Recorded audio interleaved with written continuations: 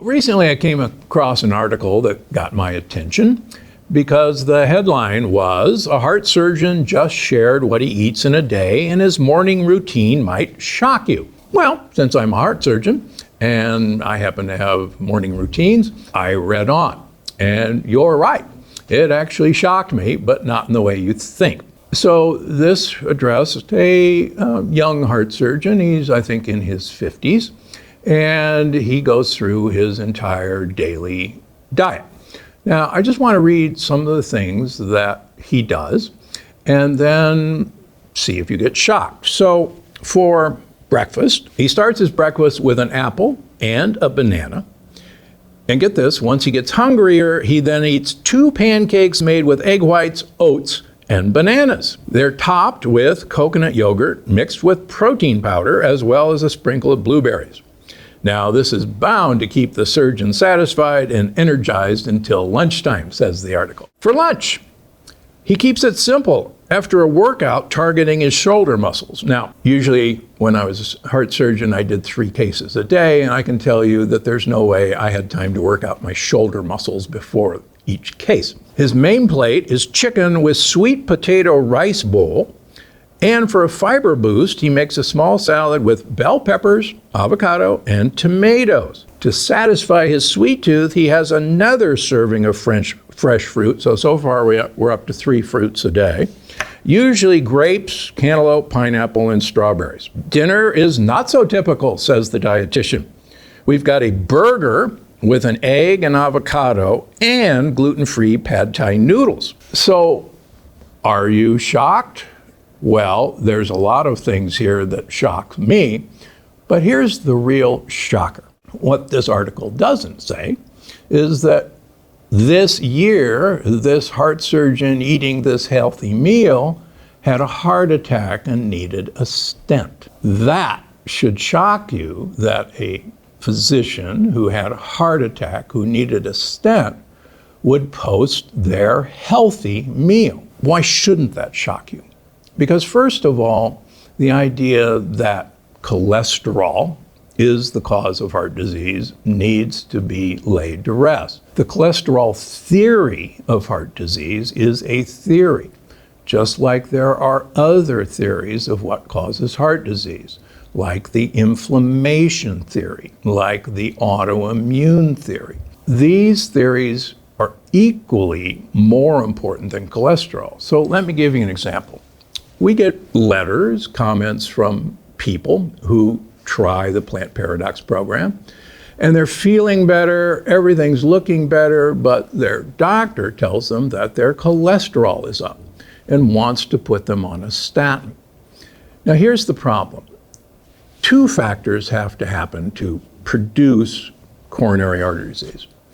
1, your blood vessels have to be sticky. They have to be lined with flypaper. And thankfully, we can measure whether your blood vessels are slippery, like they're lined with Teflon, or they're lined with flypaper. I was the consultant to the company that invented the LP-PLA2 measurement that literally looks at how sticky your blood vessels are. And we also know that many people have sticky blood vessels. And we also know that your blood vessels become unsticky on my program. That's one of the reasons we started this. The other thing we now know is that cholesterol is not bad for anyone unless it's oxidized, unless it's rusty or rancid. And thankfully, there are modern methods to measure the oxidation of cholesterol. So I literally have patients who have total cholesterols of over 500, who have LDLs above 400, who have ApoBs of 200 or more, but who have absolutely no coronary plaque by CT coronary angiograms, the clearly scan. What gives? When we look at their blood vessels and we look at their cholesterol, the blood vessels are slippery and the cholesterol is not activated. So I am not a proponent of the cholesterol theory of heart disease. Neither was Dr. Michael DeBakey, one of the great fathers of heart surgery. DeBakey said cholesterol is an innocent bystander to damage that's going on in the blood vessel. And cholesterol is merely a spackling compound that's trying to patch the damage. My point, if you don't damage your blood vessels, you don't have to worry about cholesterol trying to patch the damage. That's the cholesterol myth. In fact, I'll give you an example from just 2 weeks ago. I have a patient who was found to have 3 blockages in his coronary arteries. And he carries a mischievous type of cholesterol that I've written extensively about called lipoprotein little a, LP little a.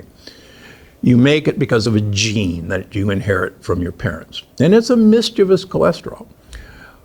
This gentleman, on the advice of well-meaning physicians, even though he was not having chest pain, even though he was not having a heart attack, was talked into getting 3 stents for these blockages. Now, as an aside, there are multiple studies that have shown no benefit of getting a stent for blockages in coronary arteries versus diet and lifestyle modification unless you're having an acute heart attack. The only benefit of a stent has been shown in people with an acute heart attack, and I completely agree with that. But study after study shows that just putting stents in to treat narrowing gives no early benefit, no late benefit from just lifestyle and diet modifications. Imagine that. So this patient got himself some stents, and he was put on very high dose statin drugs, another drug which lowers cholesterol in a different mechanism. It's an injectable drug. And lo and behold, his cholesterol plummeted. It went from, his LDL cholesterol went from about 130 to 40. Yay, major win. Unfortunately, when we look at whether his cholesterol, even at those numbers, is activated, is rusty or rancid, he went from absolutely no rusty cholesterol when it was 130 to now red warning levels that his cholesterol is now activated. And sadly, I see this all the time. So just lowering a number doesn't tell us what's happening at the level of the blood vessel. And thankfully, we have very good tests now to tell us exactly what's happening at the blood vessel level. So I don't think I would take advice from a heart surgeon who's recently had a stent. So looking back, any problems here? Well, he's having 3 fruit a day, including a banana and apple, which have some of the highest sugar content. He's having oats and bananas. He's having a rice bowl. He's having bell peppers and tomatoes for lunch. He's having grapes. He's having pineapples. He's having strawberries, all of which have huge amounts of sugar. And then he's having a burger with noodles. So this guy, I would be willing to bet, had incredibly high triglycerides, which are the first form of fat made from sugars and starches.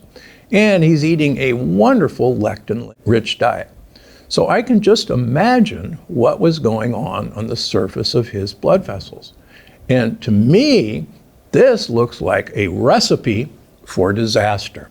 And that's exactly what happened to that heart surgeon eating a healthy routine. So if this guy was my patient, here's how I would go forward from now on.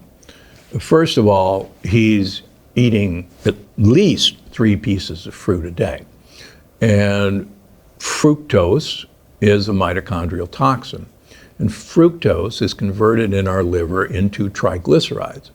And triglycerides are actually what drives cholesterol production.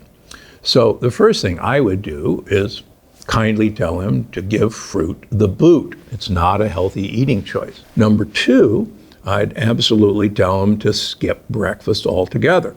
And certainly his breakfast of banana and oat pancakes are some of the most inflammatory foods he could possibly eat. Secondly, he's having a rice bowl for lunch.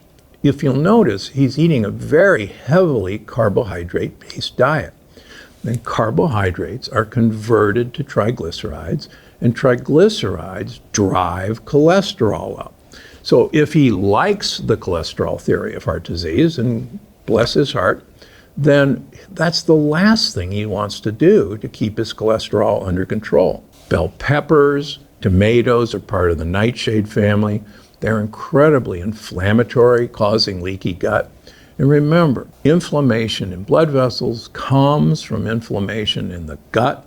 It's a response to leaky gut. So we got to seal his leaky gut. His burger, unfortunately, is new 5GC laden.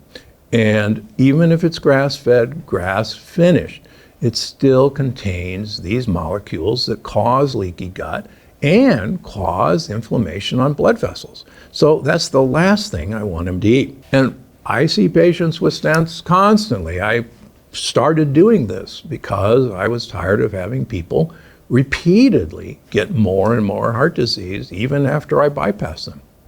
And now, 30 years in, I know this system works.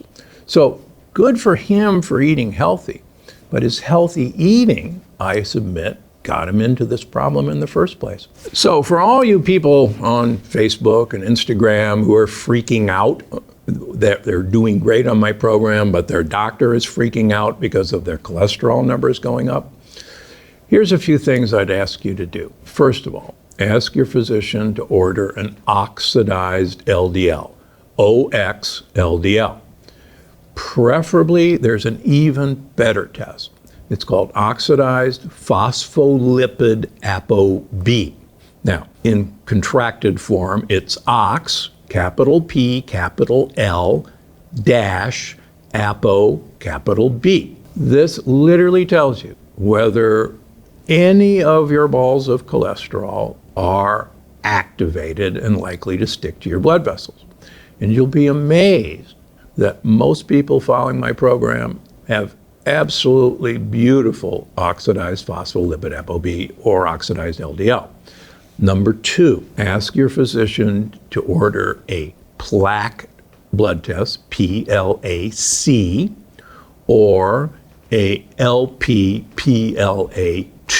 test. They're actually the same thing. It measures the stickiness of blood vessels. And like I said, it takes two to tango if you like the cholesterol theory of heart disease. You gotta have sticky blood vessels and you gotta have oxidized or sticky cholesterol.